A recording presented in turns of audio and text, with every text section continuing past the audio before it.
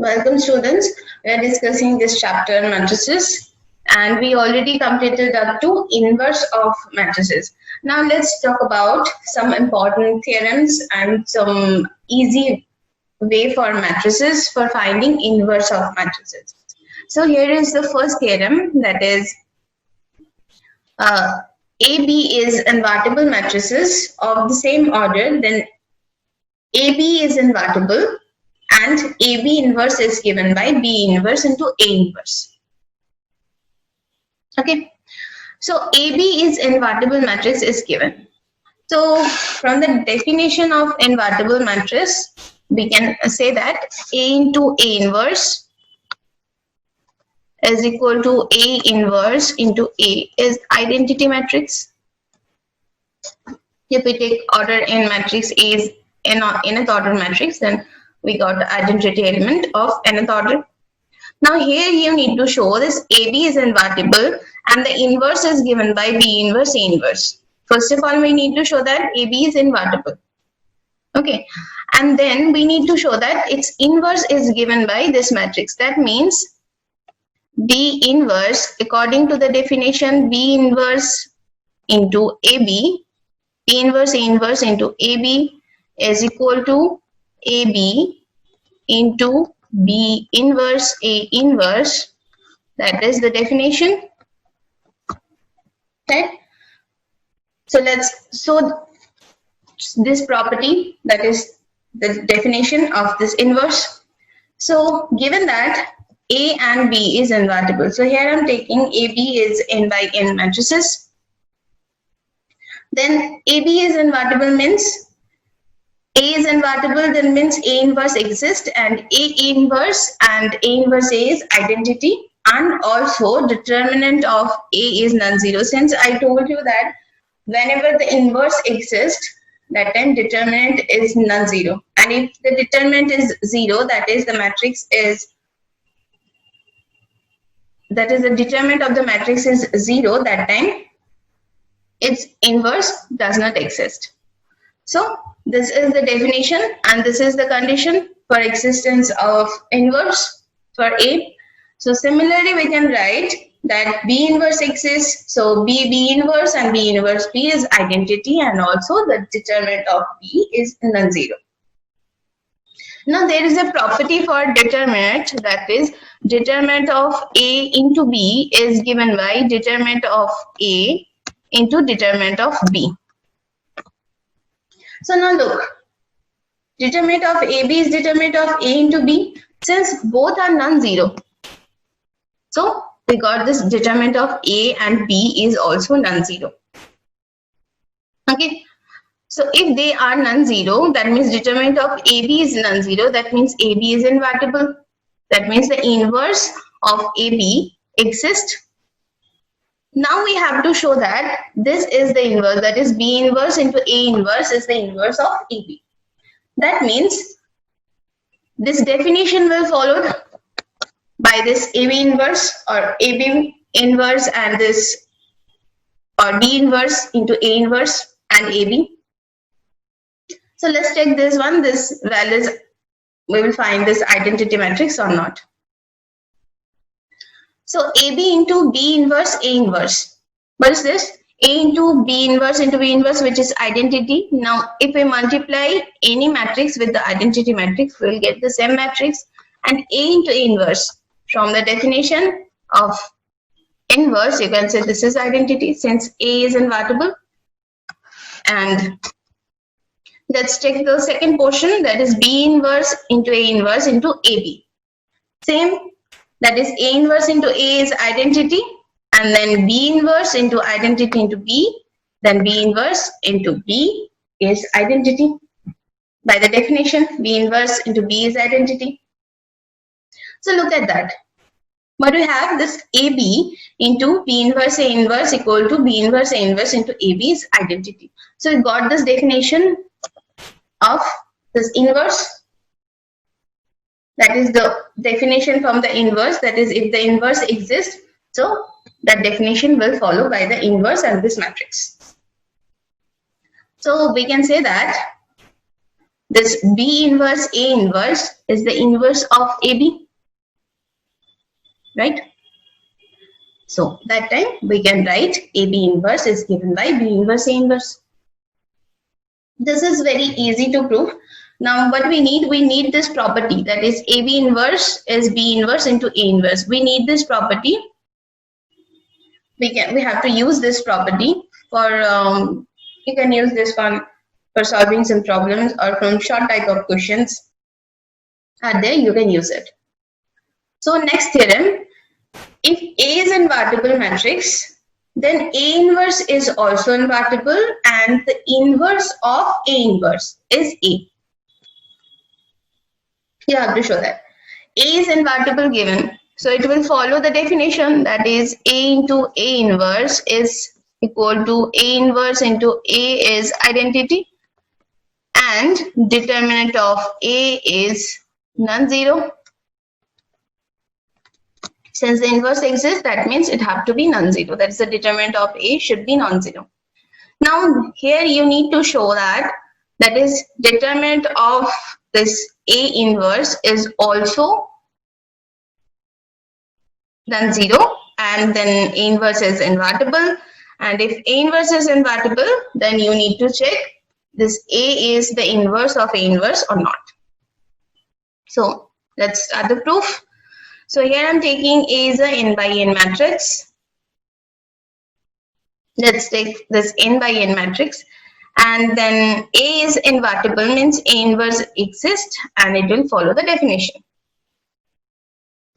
And then we can say that determinant of A into determinant of A inverse. We know that we already told you that determinant of A into B is determinant of A into determinant of B, and determinant of any identity matrix is given by just 1. So from here you can say determinant of A inverse is non-zero since it will be 1 by determinant of A. So that means A inverse exists. That will be determinant. So A inverse exists. Now if A inverse exists, we need to show that this definition of inverse we need to show, that is A inverse into A is equal to A into A inverse into identity. Look, inverse of A inverse is A. So with A we need to multiply A inverse, and again with A inverse we need to multiply A. This is nothing but this line, this condition. Now we already have this condition, so we can write this is identity. And now from the definition we can say that inverse of A inverse is given by the matrix A, and we can say that A inverse, its inverse is given by A. So next one, if AB is a symmetric matrix of same order, then you need to show that AB is symmetric if and only if AB is equal to BA. Now what do you mean by if and only if? This symbol means that if and only if, IFF. If and only if condition means if AB is symmetric, it will imply that AB is equal to BA. Again, if AB is equal to BA, it will imply that AB is symmetric.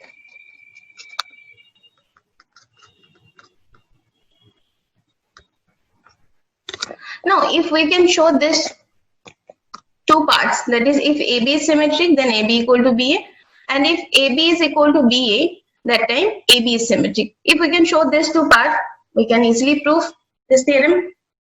So firstly, let this AB is symmetric. Okay, and condition is given A and B is the symmetric matrices. Okay, so if AB is symmetric means its transpose is equal to AB. That means AB transpose is equal to AB. Since AB is symmetric, so we can write AB is equal to AB transpose. What is AB transpose? AB transpose is given by again B transpose A transpose. So B transpose A transpose it is. Now B is symmetric. So B transpose equal to B. A is symmetric, so A transpose equal to A. So what you get ultimately? AB is equal to BA. Okay. So now first condition proved that AB is symmetric, then AB is equal to BA. Now conversely, let that AB is equal to BA. Now we have to show that AB is symmetric. Now for showing symmetric, what you need to show? You need to show that AB transpose is equal to AB. Now what is AB transpose? Is B transpose A transpose? Now in the place of B transpose, you can write B since B is symmetric. In the place of A transpose, you can write A since A is symmetric.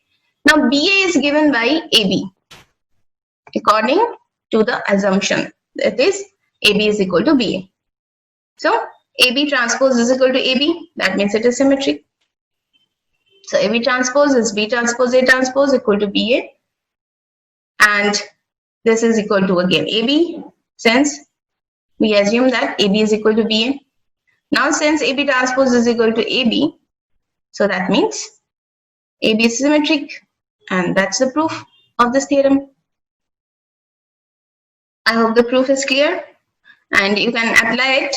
That is, whenever you need to show that for two matrices, given they are symmetric, and then you need to show their multiplication is symmetric or not, just show it AB is equal to BA.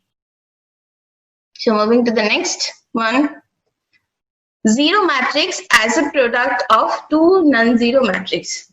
Can we write this zero matrix as a product of two non-zero matrices?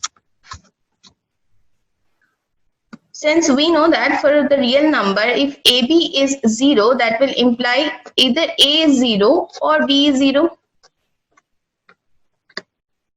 Either A is 0 or B is 0. But for the matrix A into B, this is for real one, real numbers. And for the matrix AB is equal to BA. AB is this zero matrix, then is it imply that A is 0 or B is 0? Let's check this one with an example. We need to check this one. So here I'm taking this two matrix A and B, which is 2 by 2 order. First one is 1, 2, 2, 4, A, and B is 6, minus 4, minus 3, 2. Now let's multiply them, A into B, write down the matrix and multiply this row with column. So 1, 6, 1, 1, 6, 6, and 2 minus 3 minus 6, 1 minus 4, minus 4, 2, 2, 2, 4, 2 into 6, 12, 4 into minus 3, 12, 2 into minus 4, 8, 4 into 2, 8. So look at that, 6 minus 6, 0, minus 4 plus 4, 0, 12 minus 12, 0, minus 8 plus 8, 0. So that means you will find the zero matrix. But look at that, A is also non-zero, B is also non-zero. That means for AB is the zero matrix, that does not imply that either A is 0 or B is 0. Maybe both are non-zero and we can find their multiplication is 0. So the matrix is will not follow this property, that is AB is 0, then B is 0 or A is 0. Let's take another example. Here I'm taking the matrix C, which is 2 by 3 matrix, 4, 2, 6, 6, 3, 9, and multiply this B with C. So 6 minus 4 minus 3, 2, and 4, 2, 6, 6, 3, 9. Just multiply this row with column. You will find the multiplication is the zero matrix of order 2 by 3. I'm not writing the order. This order is 2 by 3 order. So here is also two non-zero matrix, and after multiplying it, we have this zero matrix. So non-zero matrix, we can write the non-zero matrix as a product of two non-zero matrices. Okay. And if AB is 0, or you can say this, if A into B, two matrices, multiplication of these two matrices is zero matrix, that does not imply that A is 0 or B is 0 matrix. Okay. Now let's, maybe they are non-zero or maybe one of them is 0. Next, now let's see where we can apply this concept, that is product of two non-zero matrix is a 0 matrix. So here I am taking this matrix A 1 2 2 4, C 4 2 6 6 3 9, and this D 6 0 8 5 4 8. Now look at that. We will use this previous concept, that is multiplication of two matrices, non-zero matrices, is a 0 matrix. Let's find first A into C. That is 1 2 2 4, 4 2 6, 6 3 9, 2 by 2 and 2 by 3 matrix. If we multiply them, just multiply with row with column. I'm not explaining its multiplication since you already know how to multiply two matrices. You will find this 2 by 3 matrix. 2 by 3 matrix, which is given by 16, 8, 24, 32, 16, 48. Now let's find AD 1 2 2 4, 6 0 8, 5 4 8. Just multiply them row with column. Same process, you will find this is 2 by 3 matrix. Now look at that. AB is equal to AD. These two matrices are same, this matrix and this matrix. So you can write AD is equal to AC. But look at that. Is C and D is equal? No. But for the real number, what we will do? If AB is equal to AC is given, then it will imply B is equal to C. But for the matrix, if AC equal to AD, that does not imply that C is equal to D. Now why? Now take this one into your left hand side. AC minus AD is a 0 matrix. Now since multiplication followed the distributive property, so we can write A into C minus D is 0 matrix. Now check that multiplication of two matrix is a 0 matrix. That means that does not imply that C minus D is 0. A is non-zero, but that does not imply this another matrix will be 0. Okay, so using this property, that is a product of two non-zero matrix, maybe a 0 matrix, we can say, we can use this property for this condition, that is AC is equal to AD, that does not imply C is equal to D. Okay, so moving to the next one, that is for finding the inverse of 2 by 2 matrix. For finding inverse, either you have to apply this elementary process, or you can apply this formula, that is 1 by determinant of A into adjoint A. Now we will use this formula here, since we don't know what is determinant and what is adjoint, but we can apply this one since there is a shorter way to apply this one. So for any 2 by 2 matrix, if we take A is A, B, C, D 2 by 2 matrix, then its inverse is given by 1 upon AD minus BC into the matrix D minus B minus C A, and this value is nothing but the determinant of A. So what you have to do, just exchange these two elements A and D and add minus into these two elements B and C. Look, we just exchange these two elements and just adding minus to this element and then multiply it with 1 upon AD minus BC.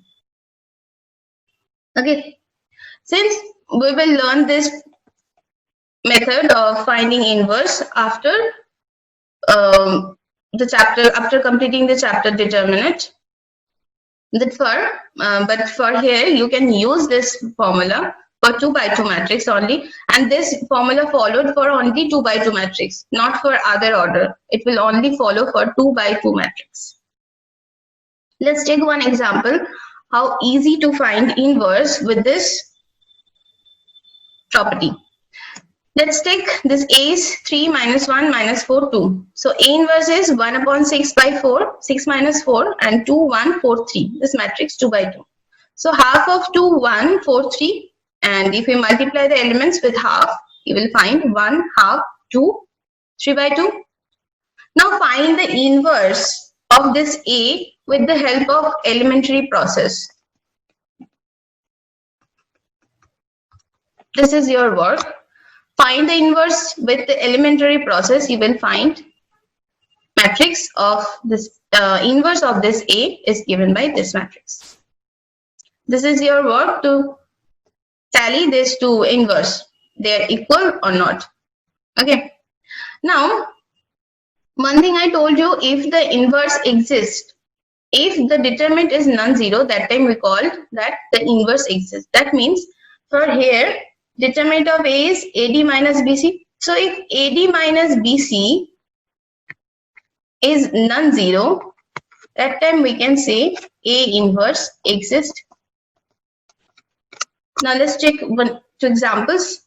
AD is 6 minus 3 minus 2, 1. Now check that AD BC.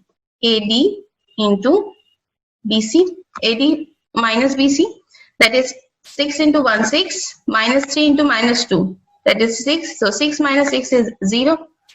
Since AD minus BC or the determinant of A is 0, that means we can say the A inverse does not exist. This example taken from your exercise, from your NCERT book, exercise of inverse matrix. Number 2, A is 2, 1, 4, 2. Now look at that. Here is also AD minus BC is 4 minus 4, that is 0. Hence, in this case also, A inverse does not exist. So this is the easiest way to find inverse of matrix of order 2. But this is only applicable for the order 2 matrix. Not for other order, that is 3 by 3, 4 by 4. Not for these matrices. It is only useful for this order 2 matrix. So if any problem or any doubt is there, you are free to ask. Thank you.